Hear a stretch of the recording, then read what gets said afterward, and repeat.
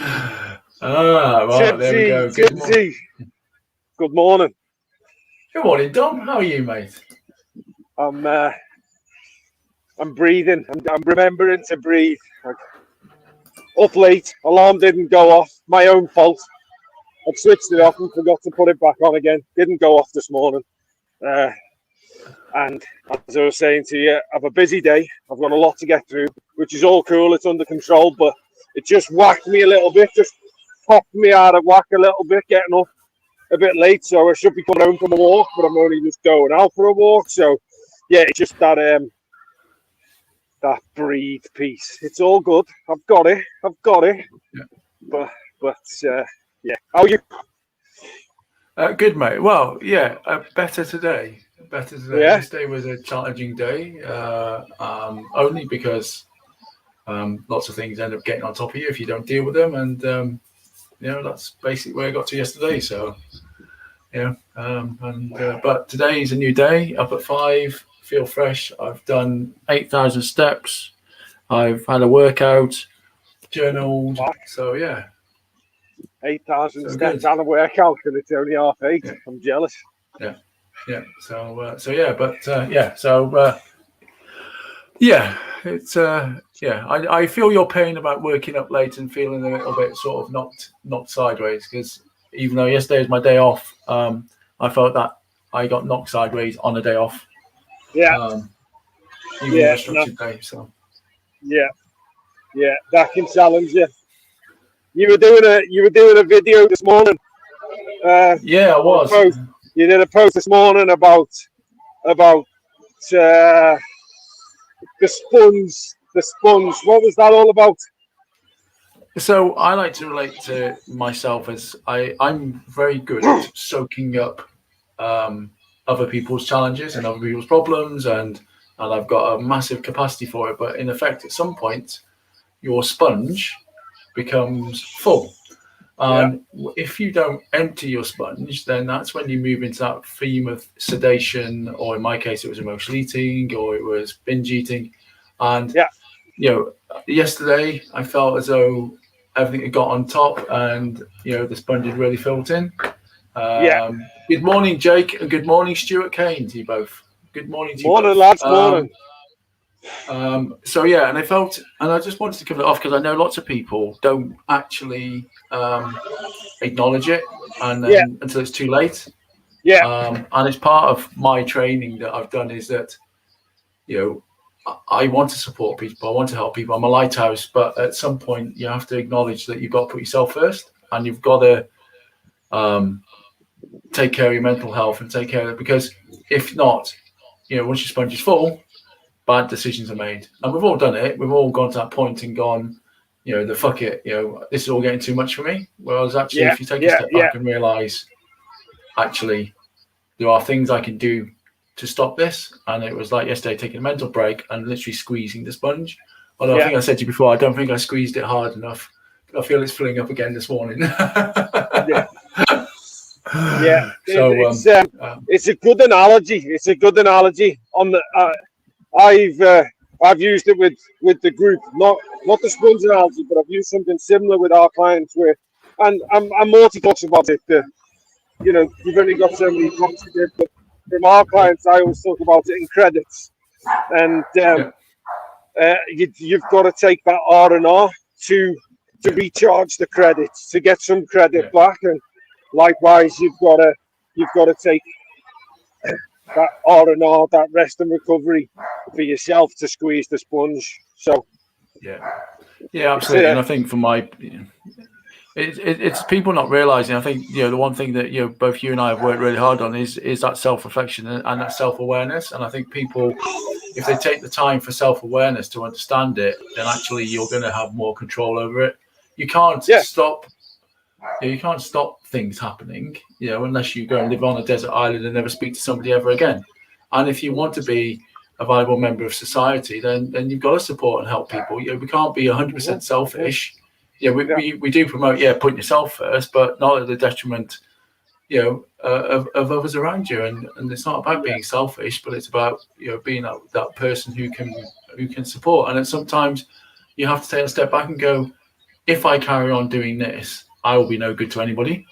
Yeah. And Yeah. that was very much the point I was getting to, going, I need to do some actions now, because if I don't, then the worst thing that can happen is you take on too much and you start getting snappy and you start having arguments and you start, being the person you don't want to be, which is not a good place to be. Or Yeah. you resort to things that don't serve you. Yeah. And then that starts an even worse spiral if you're not careful. So Yeah. These are key signs that you've got to look for. People have got to look for. You've got emotional. You're talking about triggers last week with the group, and these are what we're now. These are triggers. You can see it if you've got too much going on. If emotions become high, stress becomes high internally, then you're starting to give out. If you're starting to get snappy, these are warning signs. There's something coming. You got to get that rest and recovery and fast, recharge the battery, squeeze the sponge, because if you don't, the end of the result is turn into whatever, in our case, emotional eating, binge eating. You'll turn to your source of comfort to get that R&R, which is a quick fix, and that's not the answer. That's that quick fix for pleasure does not give you long-term happiness. Absolutely not. And the worst thing is, you'll then start that knock-on effect of making bad mistakes. So you'll then stop journaling. You'll then stop exercise. You'll then stop, meditating. You then stop, drinking your, everything that serves you. You'll all of a sudden stop doing, because actually, it's it's that knock-on effect. Whereas actually, those things serve you best, and you should be almost doubling down on them. I doubled down on meditation yesterday. I did 4 sessions. That's how bad it was yesterday. I did 4 meditation sessions yesterday. Because I had to, and I've done sort of 2 this morning as well. So here you go then. There you go. Jump in there. That's a good point. I think this is a good point here. So what we talked about really is we talked about squeezing the sponge or claiming back credit, giving us energy so that we're in a good state, acknowledging emotions, acknowledging sort of triggers that could send us over the edge. Now you've identified something there that works for you, and I mean research tells us that it works. Period. Is that meditation, mindfulness, or so any sort of meditation, if you will, wherever you are, is can put you back into state, can put you, bring you back to center. What does it do for you? It gives me a sense of calmness. It gives me a sense of reflection. It almost takes me, I won't sound all hippie here, but it almost takes me away from my current to give me that clarity of thought. So, I'm not one of these people, I'm not one of these people who meditates and my mind goes blank and it's all floaty clouds. I've still got all the noise around me, but what it gives me is that clarity on what is causing the issue, and then allows me to deal with it. Allows me to sort of realize I can, if it's something I can deal with, it gives me the clarity to deal with it. If it's something that I can't influence and I can't deal with, then it gives me the freedom to release it from my mind. Yeah. Because quite often you end up worrying about things you have no control over. Yeah, 100%. But in your current state, when you are thinking about that alongside 110 other things, it's consuming you. Whereas actually, once you meditate and you take yourself out of it, you realize actually there's nothing I can do about that. I can't control that situation. It's not doing anything to me. I can't do anything to it. So basically, it's also letting it go and going, what will happen, and I have no control over it. Yeah. So okay. So I think this is awesome because I was number one for meditating at the beginning, and we've talked about different views of meditation, interpretations of meditation, and I think for a lot of people there's a stigma around. It's cross your legs, hands in the air, and hum away, and somehow you find some sort of answer. But certainly for me, and from what you're saying, it's not about that at all. It's just sitting in a bit of quiet, essentially, just removing yourself from the emotion that you can from that situation, just reflecting on what's going on. Where am I? How does this affect me? What do I need to do immediately to take control of whatever I can control? And what do I ditch? What can I not control? And what can I be released from? What can I release myself from?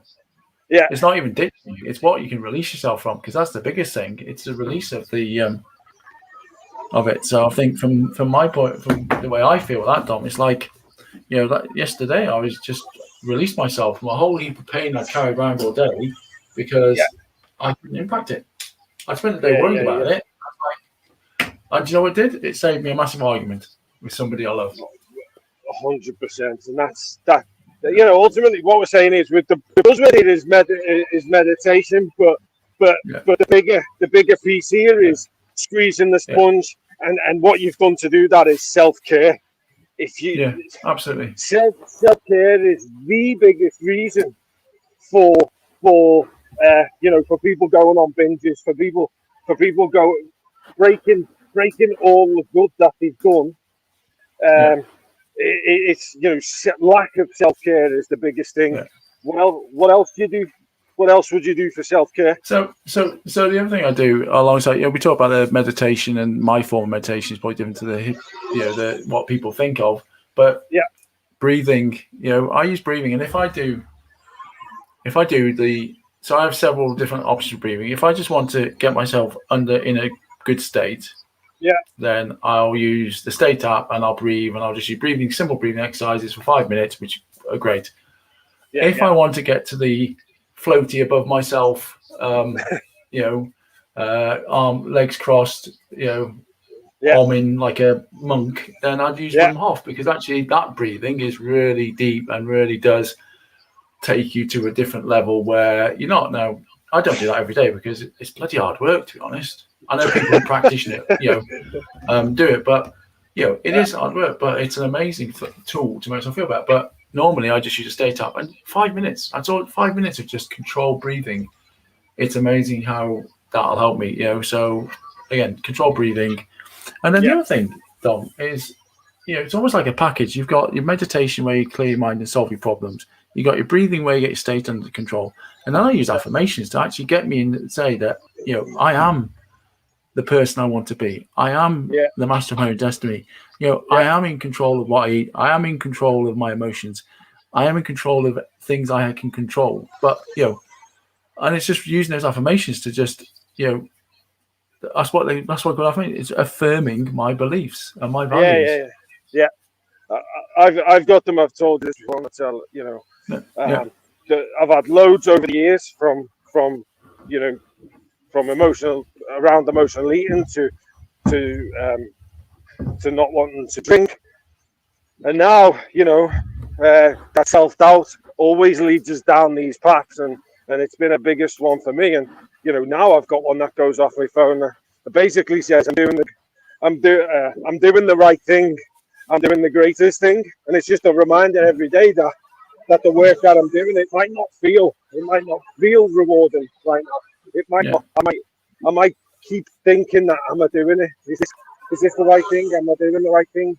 But ultimately it is, and eventually I'll be rewarded from it, and that's fine. I think affirmations. Good morning, Mr. Evans, and how the devil are you today? Thank you very much for those kind comments, Jake. I think that's really kind of you. So, in fact, there we go. I'll put you up on the screen there, mate. So, thank you very much for that, Jake. And thank you very much, Paul. So that's fantastic. I really appreciate those comments, guys. It means a lot. So, great. So, let's wrap this up because wrap it up because we got shit to do. We got shit to do, yeah. We've got a lunchbox live today at 12:30, where I am very privileged to be interviewing our very first guest. Now, this guy is an incredible guy with an incredible story, and you are all going to love it. But I'm not going to spoil the surprise. You have to tune in at 12:30 for our first lunchbox live with the most incredible guest. Good job Shame you you're not said going to be there, that. Dom, really, isn't it? Yeah, I'm going to miss out. Yeah. Anyway, great. Thanks very much for watching. If you do see this on replay, can you just put hashtag replay? It just helps the algorithm. And if you are interested in finding out more about our program, my weight loss journey, and anything else about us, head over to transform365.co.uk. Check out our Instagram at ttransform365, and obviously you're on Facebook now, so that's fine. If you're watching on YouTube, check out our Facebook page at ttransform365. Final point, on the ticker below, we have a free masterclass on Friday where I'm detailing my 100-kilogram weight loss journey and how I then dealt with my emotional eating and binge eating and converted myself into the man I am today. I'd love you to join me. Log into the link below and also be in the comments, and have a great day. Dom, the final thoughts are yours, sir. Give me them. Make sure you're squeezing that sponge every day. You cannot binge. You cannot be an all-in or an all-out kind of guy or girl. You've got to consistently perform in what you're doing across the board, and that means rest and recovery for tip-top happiness and health. Fantastic. Well, on that point, it's time to squeeze the sponge. And as I say, if you're around 12:30 today, Lunchbox Live with our special guest. Have a great day, everybody, and we'll see you later. See you later.